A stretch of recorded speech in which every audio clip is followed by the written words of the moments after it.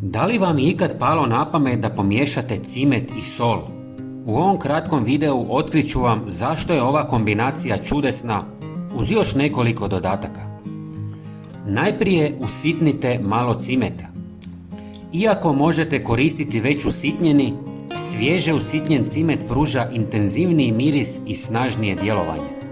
Po želji dodajte i malo čaja od lavande ili mente za dodatni efekt. Razlog za to objasnit ću vam kasnije. Iskustvo me naučilo da svježe usitnjeni sastojci uvijek daju bolje rezultate kako u djelovanju, tako i u mirisu. Sastojke prelijte sa 100 ml vruće vode kako biste dobili jak koncentrat.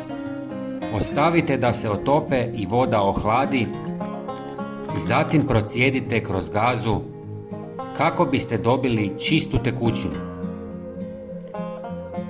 Dodajte 300 ml alkoholnog octa, jednu žlicu kuhinjske soli i sve ulijte u špricu. Sigurno se pitate čemu ovo služi. Mješavina ovih sastojaka pravo je čudo za prirodno čišćenje.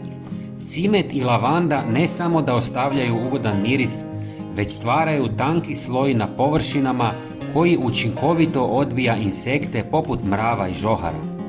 Ocat i sol savršeno dezinficiraju, uklanjajući bakterije i prljavštinu bez štetnih kemikalija.